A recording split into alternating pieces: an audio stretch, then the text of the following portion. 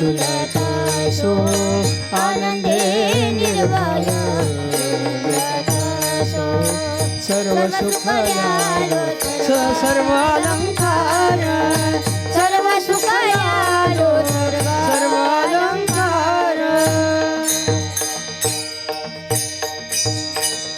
कुठलंच काही नसताना महाराज म्हणतात सर्व सुख ल्यालो सर्व अलंकार. तुमच्या आमच्याकडे आज सगळं काही आहे. तुमच्या आमच्या जीवनामध्ये जर आपण विचार केला, बारकाईने जर लक्ष दिलं, तर तुमचं आमचं जीवन फक्त त्या ठिकाणी याने सुख मिळेल, त्याने सुख मिळेल, त्याने सुख मिळेल, त्याने सुख मिळेल ते मिळवण्याकरतात पूर्ण जातं. पण सुख सुख ज्याला म्हणतात ते सुख आनंद आपल्याला कधी सापडत नाही. असं म्हणतात सुख समाधान शांती आनंद हे त्या ठिकाणी परमार्थाच्या पात्रातच शोभून दिसतं, ते संसाराच्या पात्रात राहत नाही. जसं वाघिणीचं दूध आहे, वाघिणीचं दुधाला कोणतं पात्र लागतं? महिला मंडळ झोपल्या काय? कोणतं पात्र लागतं? सोन्याचं. जसं सोन्याच्या पात्रातच ते वाघिणीचं दूध राहतं, दुसऱ्या पात्राला छिद्र पाडून ते बाहेर निघून जातं. तसं सुख समाधान शांती हे संसाराच्या पात्रामधून छिद्र पाडून केव्हाच बाहेर निघून जातात, ते आम्हाला कधी भेटतच नाहीत. मग कशासाठी आम्ही एवढा अट्टहास या प्रपंचामध्ये करतो? सुख समाधान शांती मिळवण्यासाठी. ती आजपर्यंत संसारात कुणाला भेटलेली नाही. इथून पुढे भेटणार? देता का संसार सोडून? चालता का पंढरपूरला? एक जण म्हणली नाही बाई कसं जमल, माझ्या घरी म्हैस आहे, म्हैसीला पाणी पाजायचंय, माझा नवरा आहे त्यांची काळजी घ्यायची, पण आमच्याकडून संसार सुटत नाही. पहा तुम्ही किती खटपट आहे. ज्ञानोबा राय म्हणतात सायासे करीसी प्रपंच दिननीसी हरिसी ना भजसी कवन्या गुणे हरिसी ना भजसी कवन्या गुणे हरिसी ना भजसी कवन्या गुणे सायस करीसी प्रपंच दिननीसी हरिसी ना भजसी कवन्या गुणे हरिसी ना भजसी कवन्या गुणे हरिसी ना भजसी कवन्या गुणे. हरी मुखे म्हणा हरी मुखे म्हणा हरी मुखे म्हणा हरी मुखे म्हणा हरी मुखे म्हणा हरी मुखे म्हणा हरी मुखे म्हणा हरी मुखे म्हणा हरी मुखे म्हणा हरी मुखे म्हणा पुण्याची गणना कोण करी पुण्याची गणना कोण करी पुण्याची गणना कोण करी हरी मुखे म्हणा हरी मुखे म्हणा पुण्याची गणना कोण करी पुण्याची गणना कोण करी पुण्याची गणना कोण करी.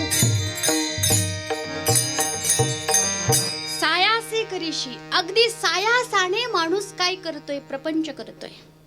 पहा तुम्ही किती प्रपंच. कशासाठी? माणसाचा जन्म होतो खाटावर, लग्न होतं पाटावर, दहावा होतो घाटावर, पण आयुष्यभर लक्ष मात्र नोटावर. आणि एवढं लक्ष जर जेवढं नोटावर लक्ष आहे तेवढं लक्ष तेवढं ध्यान भगवंताच्या चरणावर केंद्रित केलं तर तुमचा आमचा हा जन्म शेवटचा ठरल्याशिवाय राहणार नाही. मुक्ती मात्र माणसाला मिळाल्याशिवाय राहणार नाही. पण मला खरं खरं सांगा, एवढं संसारासाठी केल्यावर कोणतं पोरग म्हणतंय का आमच्या बापाने माझ्यासाठी लय केलं? कसुनबाई म्हणते बाई माझ्या सासूनी खूप कष्ट केलेत, आता मी आल्यावर माझ्या सासूला पाटावर बसवणार आहे आणि तिचं रोज पाद्यपूजन करणार आहे. आहेत का? विठाला विठाला विठाला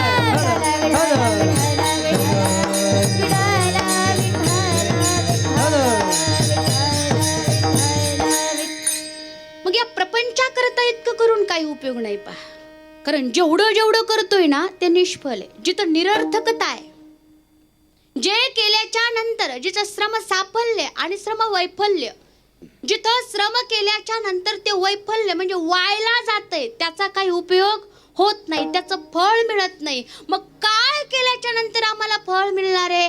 काय केल्याच्या नंतर आम्ही कष्ट केल्याचं चीज होणार आहे, त्याचं सोनं होणार आहे?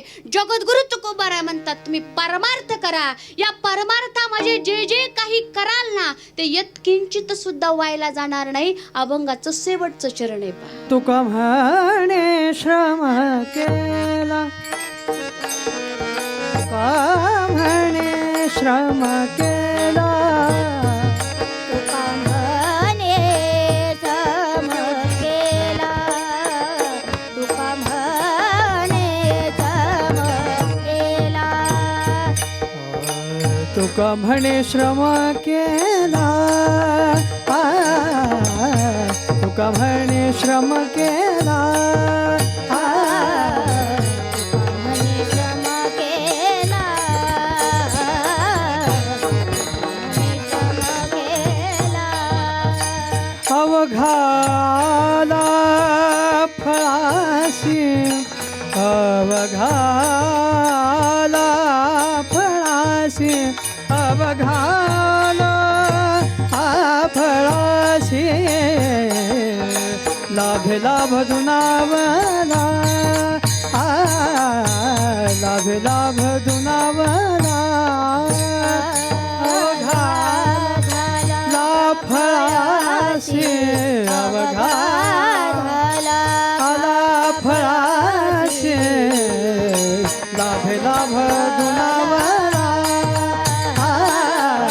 लाभे लाभ दुनावला.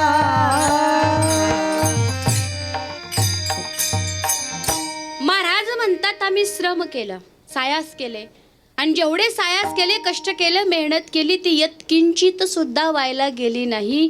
जेवढं केलं त्याचं अवघं फळ आम्हाला मिळालं.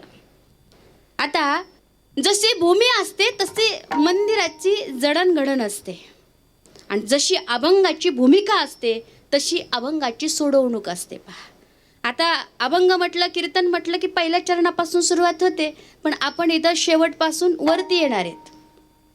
महाराज म्हणतात, श्रम केला, आणि अत्यंत महत्वाचा शब्द अवघा.